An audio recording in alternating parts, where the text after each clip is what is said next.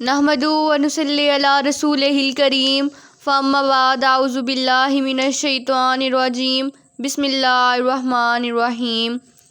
جھپٹنا پلٹنا پلٹ کر جھپٹنا، جھپٹنا پلٹنا پلٹ کر جھپٹنا، لہو گرم رکھنے کا ہے ایک بہانہ۔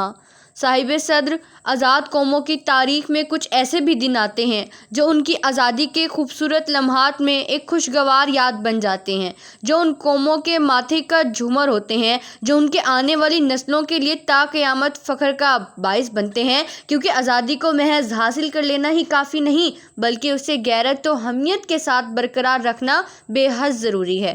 پاکستان بننے کے دوران جن مشکلات کا سامنا برصغیر کے مسلمانوں اور آزادی کے متوالوں نے کیا، ابھی وہ زخم پوری طرح نہیں بھرے تھے کہ بزدل دشمن نے پاک سرزمین کے رکھوالوں کو ایک بار پھر آزمانے کی کوشش کی۔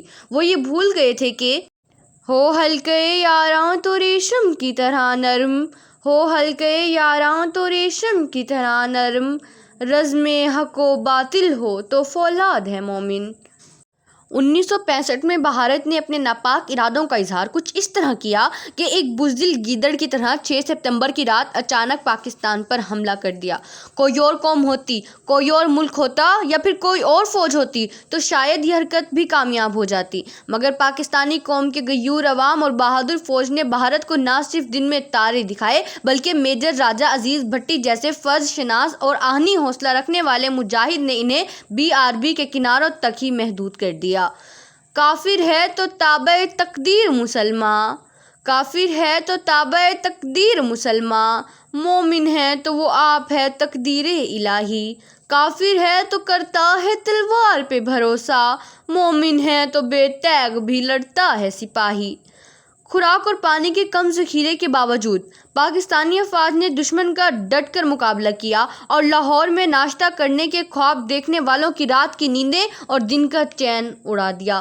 جب ہندوؤں کو اپنا دیش ہاتھوں سے جاتا ہوا دکھائی دیا تو بھاگ کر اقوام متحدہ میں جا پہنچا، ان کے پاؤں پکڑ کر آئندہ کبھی ایسی غلطی نہ کرنے کی توبہ کرتے ہوئے انہیں جنگ بند کروانے کی اپیل کی۔ اقوام متحدہ کی درخواست پر پاکستان نے جنگ کو روک دیا اور ایک ذمہ دار ریاست ہونے کا ثبوت دیا۔ 6 ستمبر 1965 کا ذکر ہو اور جنرل ایوب خان کا ذکر نہ ہو، ایسا ہو نہیں سکتا۔ پاکستان کے صدر مملکت field marshal general Ayub Khan کی تقریر نے پاکستانی قوم اور افواج میں وہ دلیری اور حوصلہ پیدا کیا جس کو بنیاد بتاتے ہوئے پاکستان نے خود سے 6 گنا بڑے ملک کو بھی گھٹنے ٹیکنے پر مجبور کر دیا۔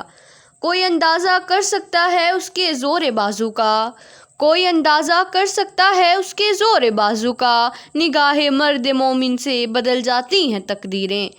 6 ستمبر 1965 کا دن وہ دن ہے جب بھارت کو زمینی، فضائی اور بحری میدان میں مکمل شکست کا سامنا کرنا پڑا۔ یہ دن ہمیں یاد دلاتا ہے کہ ایمان، اتحاد، تنظیم وہ رہنما اصول ہیں جن کی مدد سے ہم ہمیشہ اپنے دشمن پر مکمل فتح پا سکتے ہیں، کیونکہ یاد رکھیے گا، نصر ومن اللہ و فتح قریب۔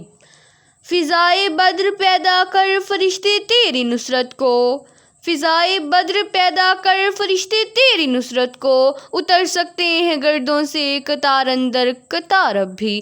آپ کی سماعتوں کا شکریہ۔